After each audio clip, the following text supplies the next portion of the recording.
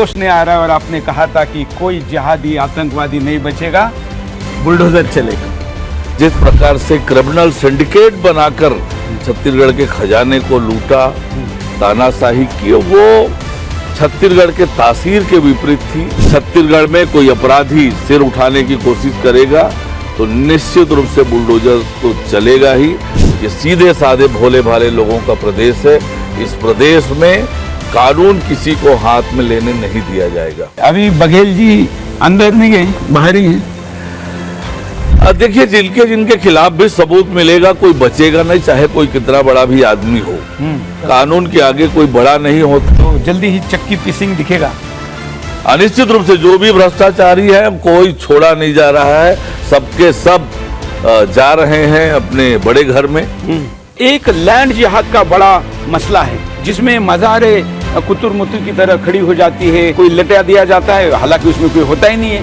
तो एक उत्तराखंड सरकार ने कैंपेन चलाया कि जिसके नीचे कोई लेटा नहीं है, वो मज़ार नहीं है, और उसको हम तोड़ेंगे।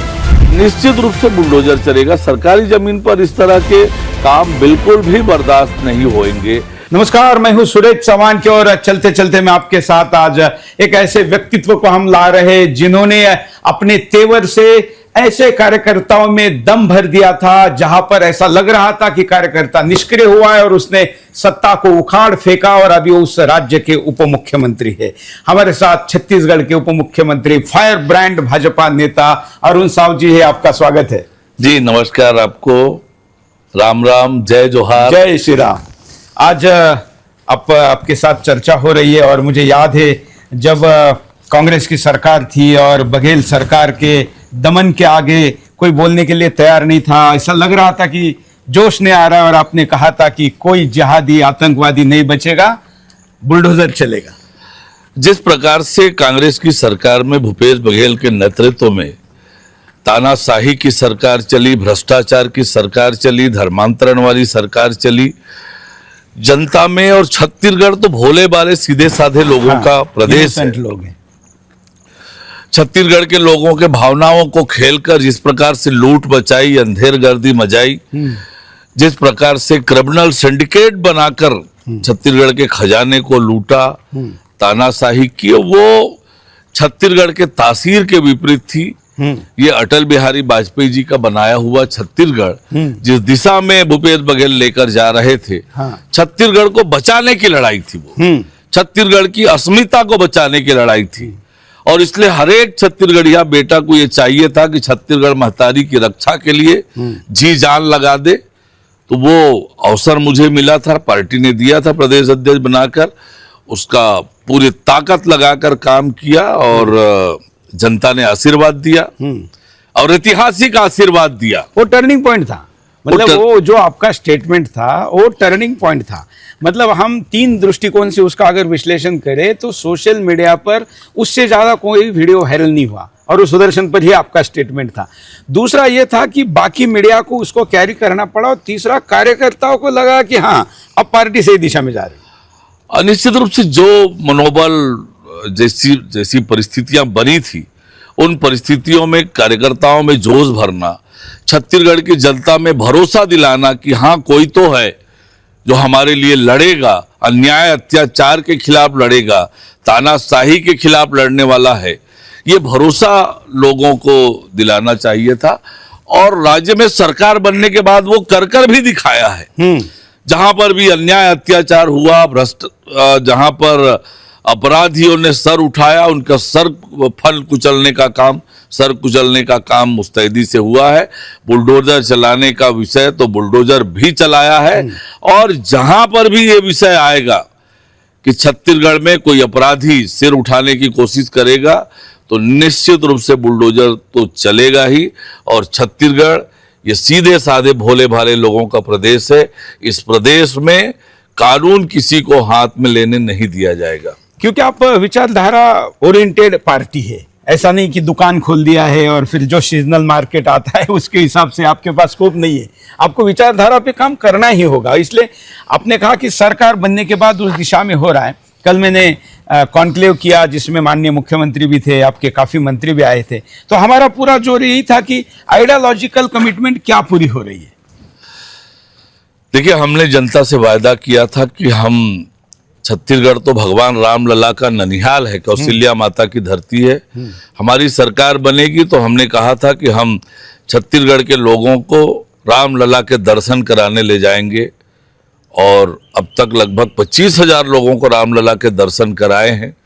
तीर्थ योजना जो बंद कर दी थी पिछली सरकार ने, कांग्रेस की सरकार ने, जब हम 60 साल से अधिक के हमारे बुजुर्गों को तीर्थ यात्रा ले जाते हैं, वो यात्रा भी प्रारंभ की है। युवाओं के लिए हम लगातार काम कर रहे हैं। नालंदा परिसर, 30 से अधिक नालंदा परिसर की हमने स्वीकृत की है कि छत्तीसगढ़ के नौजवान और युवा वहाँ पर आकर पढ़ें। और जब तक युवाओं को हम आगे लेकर नहीं जाएंगे, प्रधानमंत्री माननीय नरेंद्र मोदी जी के आकांक्षाओं के अनुरूप युवाओं के लिए काम कर रहे हैं। उसी तरह से भ्रष्टाचार पर लगातार कार्यवाहियां हो रही है। हमने एक सुशासन और अभिसरण विभाग बनाया आपके है। पास भी जो एक तरीके से कैरेज कहिए, पिछली सरकार का भ्रष्टाचार वाला विषय था, अधिकारियों में लत लगी थी और समाज में वो दलालों में भी वो भाव था। तो एक तो वो भी था और दूसरा है कि आपके पास भी जो विभाग है वो विभाग भी ज्यादातर राज्यों में बदनाम हो जाता है। ऐसे में ये कैसे भ्रष्टाचार पर आप काम कर पाए? देखिए, लगातार कामों की मॉनिटरिंग हो रही है, कामों की समीक्षा हो रही है और जहां पर भी भ्रष्टाचार के थोड़े से भी तथ्य मिलते हैं उस पर त्वरित कार्रवाई हो रही है। भ्रष्टाचार पर जीरो टॉलरेंस, यानी जीरो टॉलरेंस वो केवल मुंह पर नहीं तो वो कार्रवाई में भी स्पष्ट रूप से दिख रहा है। चाहे वो पीएससी घोटाले का हो, लगातार कार्यवाही हो रही है। हमने वादा किया था कि हम सीबीआई की जांच कराएंगे, सीबीआई को दिया और सीबीआई ने लगातार गिरफ्तारी की है। आज भी कुछ गिरफ्तारियां हुई है, सीबीआई ने की है। और जहां पर भी भ्रष्टाचार मिल रहा है, ईओडब्ल्यू की कार्रवाई हो रही है। अभी बघेल जी अंदर नहीं गए, बाहर ही हैं। देखिए, जिनके खिलाफ भी सबूत मिलेगा कोई बचेगा नहीं, चाहे कोई कितना बड़ा भी आदमी हो। कोई कितना बड़ा भी आदमी हो, कानून के आगे तो कोई बड़ा नहीं होता। कानून के आगे कोई बड़ा नहीं होता। और हम तो प्रधानमंत्री माननीय नरेंद्र मोदी जी ने जो काम किया है, भ्रष्टाचार को लेकर जीरो टॉलरेंस अपनाई है, उसी रास्ते पर हमारी छत्तीसगढ़ की सरकार विष्णुदेव साय जी के नेतृत्व में चल रही है। भ्रष्टाचार पर जीरो टॉलरेंस, कोई भी हो, कितना छोटा हो कितना बड़ा हो, भ्रष्टाचार पर तो कानून का बुलडोजर जरूर चलेगा और चल भी रहा है। तो जल्दी ही चक्की पीसिंग दिखेगा।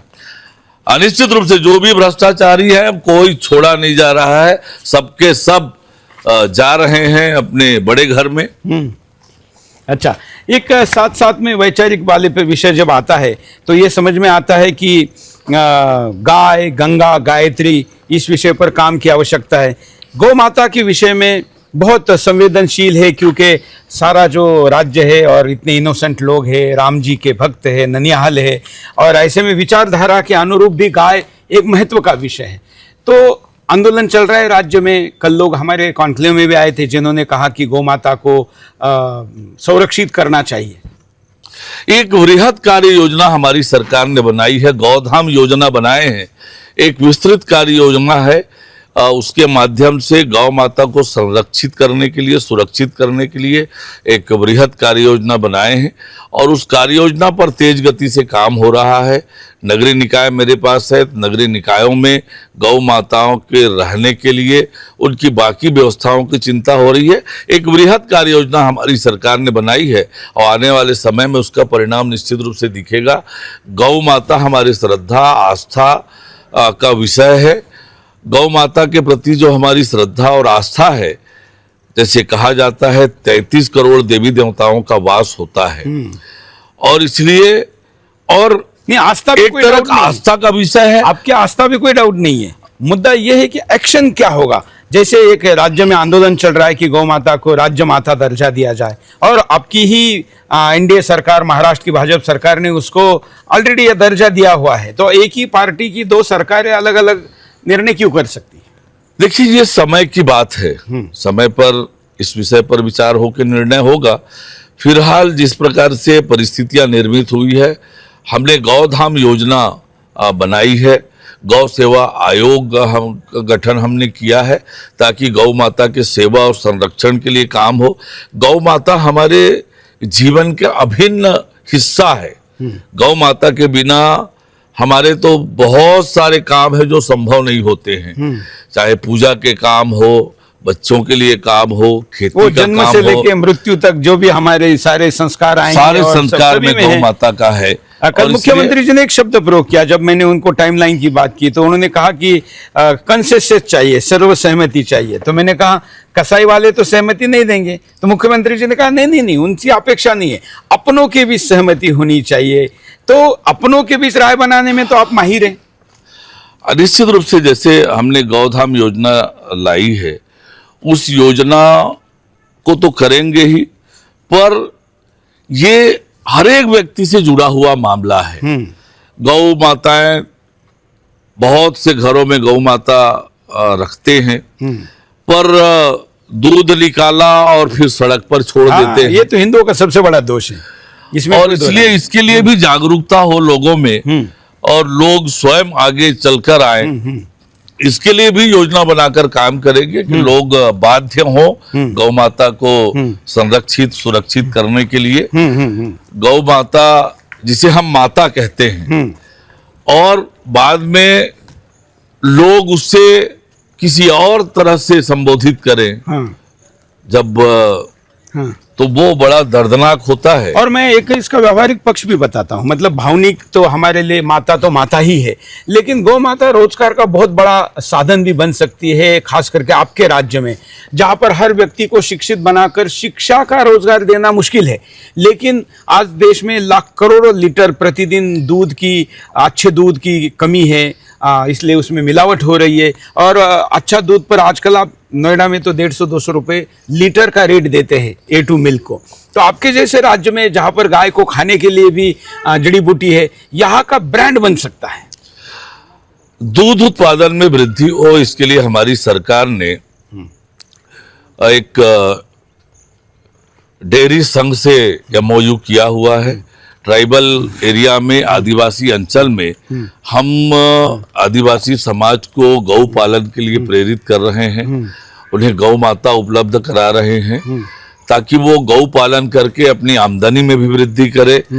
और दूध के उत्पादन में हम छत्तीसगढ़ को आगे बढ़ाने के लिए काम कर रहे हैं। हमारी सरकार ने इस दिशा में काम करना प्रारंभ कर दिया है। बिल्कुल। एक और विषय आता है कि देश भर में जो जिहाद है उसके विरुद्ध आपका वचन है लड़ने का, और वो लड़ना भी चाहिए। उसके बिना हिंदुस्तान नहीं रहेगा, इसका सेकुलर कैरेक्टर बना नहीं रहेगा।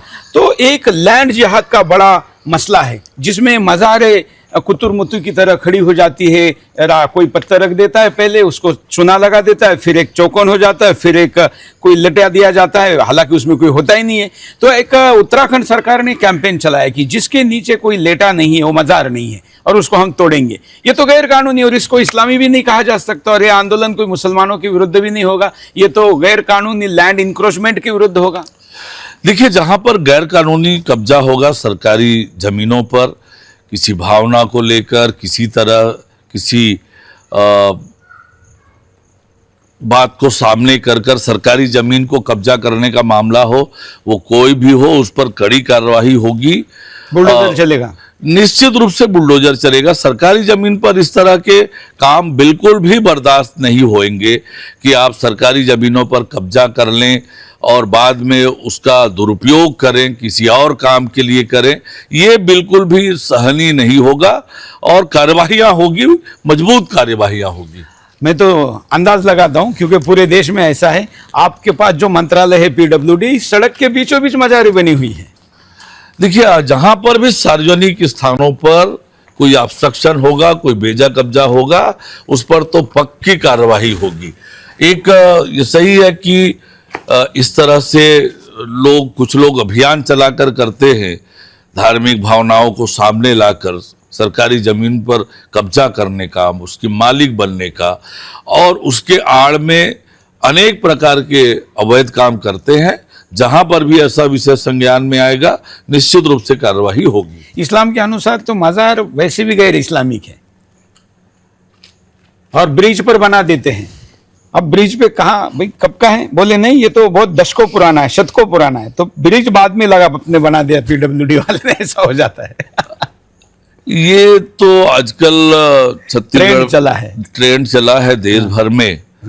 पर ये किसी कीमत पर सरकारी जमीनों पर इस तरह से अवैध निर्माण तो बिल्कुल सहनीय नहीं है, कार्रवाई करेंगे जरूर। बिल्कुल।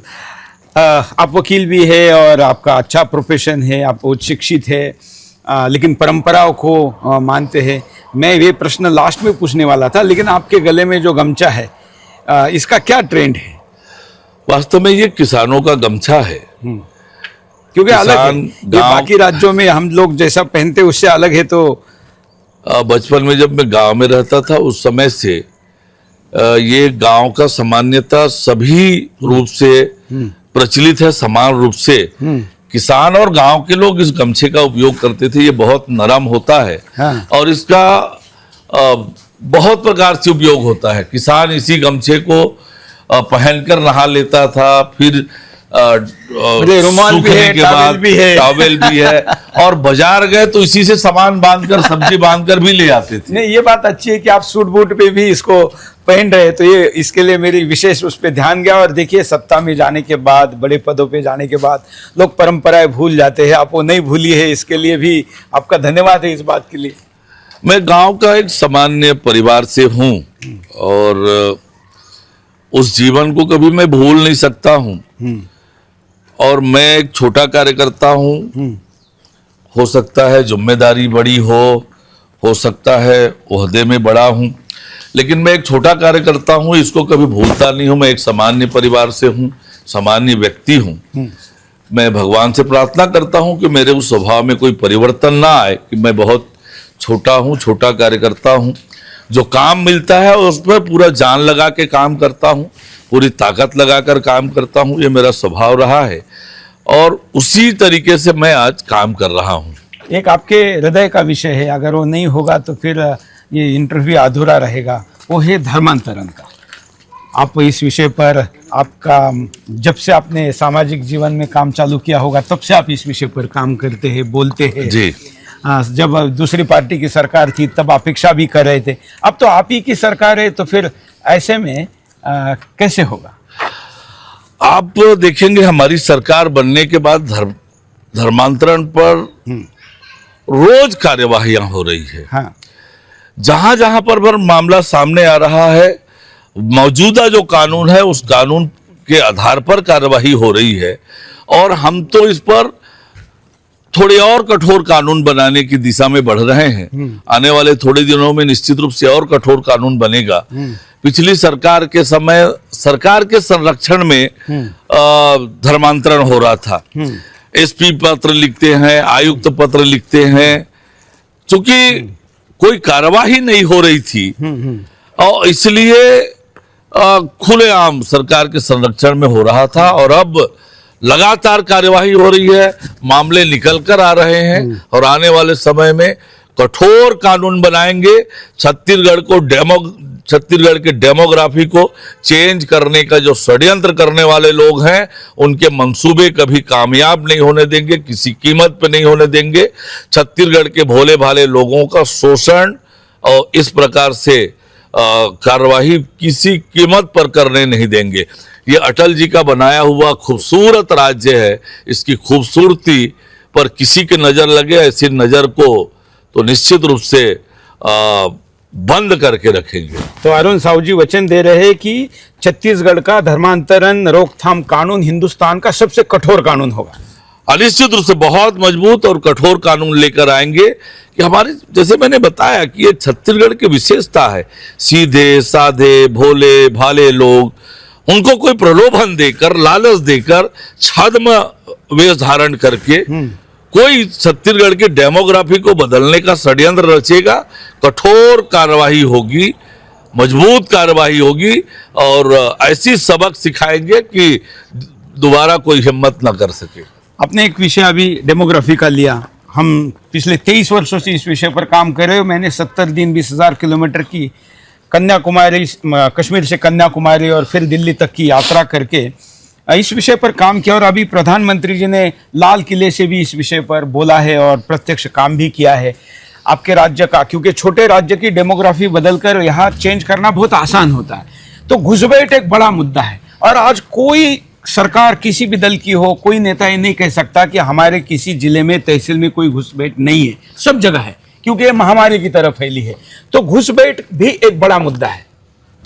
घुसपैठ को लेकर एक अलग हमने सेल का गठन किया, लोगों से भी आग्रह किया कि आपके नजर में, आपके मोहल्ले में, आपकी जानकारी में कोई ऐसा व्यक्ति है तो उसकी जानकारी सरकार को दें। और हमने जो ऐसे अवैध रूप से छत्तीसगढ़ में रह रहे थे उनको यहाँ से बाहर निकालने का काम किया है, उन पर कार्रवाइयाँ की है और आगे भी ऐसा कुछ मिलेगा तो उस पर कार्रवाई करेंगे। किसी भी कीमत पर ये घुसपैठिए इन्हें हम बर्दाश्त नहीं करेंगे। मतलब एक तरीके से आप जनता को कह रहे हैं कि जनता की एनआरसी लाइए। देखिए ऐसा, मतलब हमने महाराष्ट्र में नारा दिया था, हाँ। हमने कहा था कि सरकार जब तक नहीं लाती तब तक जनता अपने आसपास में खोजे, क्योंकि जनता का भी तो कर्तव्य है। जिसको रेंट पर घर दे रहे हो कौन है, जिसको जॉब दे रहे हो कौन है, जिससे सामान खरीद रहे हो कौन है, जानने का उसको अधिकार है। और किसी विदेशी नागरिक को अपना हिंदुस्तान का मानकर क्यों हम ट्रीट करें?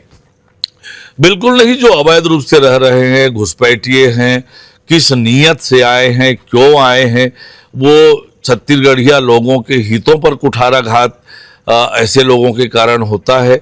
और इसलिए हम तो इस मामले में बहुत कठोर हैं, हमारी सरकार कठोर है कि कोई भी ऐसा व्यक्ति अवैध रूप से छत्तीसगढ़ में नहीं रह सकता है, उस पर कार्रवाई कर रहे हैं।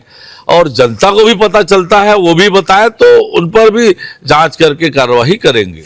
एक और बात है कि कार्यकर्ता, क्योंकि आप कार्यकर्ता ओरिएंटेड पार्टी है और उस कार्यकर्ता ओरिएंटेड पार्टी में ये बहुत ज़रूरी है कि उनके ऊपर होने वाले अन्याय के लिए आपकी सरकार खड़ी रहे। तो पिछली सरकार ने बदले की भावना से कई लोगों पर कार्रवाइयाँ की है, उनको वापस लेने की भी बात हुई थी। वापस ले रहे हैं, लगभग 100 के करीब मामले वापस हो चुके हैं। बाकी के मामलों का परीक्षण हो रहा है और उसकी प्रक्रिया है। लगातार हम ऐसे झूठे मामले जो हैं, राजनीतिक मामले जो विद्वेषवश लगाए गए हैं, उन मामलों को वापस लेने का क्रम लगातार चल रहा है। वो मामले केवल भारतीय जनता पार्टी के कार्यकर्ता के ही नहीं होंगे, वो गौरक्षक भी होंगे और बाकी जो हिंदुत्ववादी कार्यकर्ता है, हाँ जी, बिल्कुल, आपके बिल्कुल। कार्यकर्ता ना हो लेकिन समाज के तो कार्यकर्ता है ही। बिल्कुल बिल्कुल, ऐसी जो भी मामले रजिस्टर हुए हैं उन सब मामलों को धीरे धीरे करके वापस लिया जा रहा है। आप क्योंकि राज्य के उप मुख्यमंत्री है और प्रदेश के अध्यक्ष रहे हैं, तो आप केवल कोई विधानसभा का नहीं, पूरे राज्य का प्रतिनिधित्व कर रहे हैं, लोगों को आपसे अपेक्षा है। तो क्या चीजें आपके एक विजन के रूप में अगर कहा जाए कि आप एक विजन इस, क्योंकि वैसे देखा जाए टेक्निकली तो राज्य को 25 ही वर्ष हो रहे हैं, तो लंबी योजना क्या है इस राज्य को आप 100 साल बाद कहाँ देखते हैं? छत्तीसगढ़ के सामने एक बड़ी चुनौती है। 2-3 विषय है जिस पर हमारी सरकार गंभीरता से काम कर रही है। विकसित छत्तीसगढ़ की कल्पना हमने की है और उसको लेकर फेज वाइज कार्यक्रम बनाए हैं। हमारा रजत जयंती वर्ष मना रहे हैं हम लोग छत्तीसगढ़ का। शिक्षा का स्तर हमारा ऊंचा उठे, शिक्षक छात्र रेशियो राष्ट्रीय औसत से हमारा अच्छा है। फिर भी जो शिक्षा का स्तर है हमारा वो उस पैमाने पर नहीं है, उससे ठीक करने के लिए हम लगातार काम कर रहे हैं। मुख्यमंत्री शिक्षा गुणवत्ता अभियान हमने प्रारंभ किया है, शिक्षकों का युक्तियुक्तकरण किया, नई शिक्षा नीति के आधार पर हम काम कर रहे हैं। तो शिक्षा का स्तर ऊंचा उठे, बेटियां हमारी पढ़े, ड्रॉप आउट रेट कम हो, इसको लेकर योजना बनाकर काम कर रहे हैं। बहुत सारी ऐसी योजनाएं हमने बनाई है। दूसरी एक बड़ी बात है कि हमारे राज्य में फॉरेस्ट इन्वेस्टमेंट कम है और उद्योग लगे, यहाँ पर स्थानीय स्तर पर उद्योग लगे ज्यादा संख्या पर, इसको लेकर हम काम कर रहे हैं कि हमारे यहाँ खनिज संपदा है और उन खनिज संपदा का यही उपयोग हो, यही के लोगों को रोजगार मिले और यही इंडस्ट्री लगे, इसको लेकर लगातार काम कर रहे हैं। और लगातार हम इन्वेस्टर कनेक्ट कर रहे हैं। अभी मुख्यमंत्री जी जापान और दक्षिण कोरिया की यात्रा जी, पे जी। गए थे, बहुत अच्छा रिस्पांस मिला है और अच्छा इनिशिएटिव है। सेफ है यहाँ पर पैसा लगाना, क्योंकि लोग बंगाल केरला में नहीं लगाना चाहते। केंद्र में सरकार और यहाँ डबल इंजन सरकार का आप लोग प्रचार करते हैं, तो उसका क्या बेनिफिट इस राज्य को मिला है? देखिए, केंद्र सरकार हर प्रकार से मदद कर रही है हमको, हर योजनाओं में आपके मदद तो कर रही है। दोनों से अच्छे रिश्ते हैं, मोदी जी से भी और गृह मंत्री जी से भी। निश्चित रूप से बहुत चिंता करते हैं आदरणीय नरेंद्र मोदी जी भी और आदरणीय अमित शाह जी। नक्सल उन्मूलन के लिए इतनी लगातार वो काम कर रहे हैं। छत्तीसगढ़ बार बार उनका आना होता है इसी विजन को लेकर, इसी काम को लेकर, और दोनों के सहयोग से छत्तीसगढ़ तेज गति से आगे बढ़ रहा है। सड़कों के लिए भी लगातार आदरणीय नितिन गडकरी जी हमको राशि उपलब्ध करा रहे हैं। उन्होंने कहा है राशि की कोई कमी नहीं है, जितना काम कर सकते हो करो। पूरी ताकत लगाकर काम कर रहे हैं छत्तीसगढ़ में अधोसंरचना के विकास के लिए, और भारत सरकार लगातार हमको मदद कर रही है और डबल इंजन की सरकार से डबल गति से छत्तीसगढ़ का विकास हो रहा है। बिल्कुल, चलिए, तो हम आशा करते हैं कि जब हिंदुस्तान अर्थव्यवस्था में दुनिया में तीसरे पायदान पे होगा, तो हिंदुस्तान का तीसरे पायदान का राज्य छत्तीसगढ़ होगा। निश्चित रूप से हम छत्तीसगढ़ को देश का अग्रणी राज्य बनाना चाहते हैं। हमारे राज्य में इतनी क्षमता है, कोयले से लेकर हीरे तक का भंडार है, बड़े जंगल है, दुनिया का सबसे खूबसूरत जंगल छत्तीसगढ़ में है, और ये जो हमारी प्राकृतिक संसाधन है, इसके दम पर हम छत्तीसगढ़ को देश का अग्रणी राज्य बनाना चाहते हैं। अब हमारा राज्य 25 साल का होने वाला है। आने वाले समय में 2047 तक छत्तीसगढ़ विकसित छत्तीसगढ़ बने, देश का अग्रणी राज्य बने, इस विजन को लेकर हम काम कर रहे हैं। चलिए, आपने समय निकाला, इसके लिए आपका धन्यवाद और आपके इस संकल्प को हमारी शुभकामनाएं। जी, आप सुरेश जी छत्तीसगढ़ आए हैं, आपका अभिनंदन है। आपसे बातचीत करके बहुत अच्छा लगा, बहुत मजा आया। सुदर्शन आपके साथ है। जी, बहुत धन्यवाद आपका। आप कौशल्या माता की धरती में आए हैं, भगवान राम के ननिहाल में आए हैं। आपका अभिनंदन है। आपके आगमन के लिए बहुत धन्यवाद। धन्यवाद।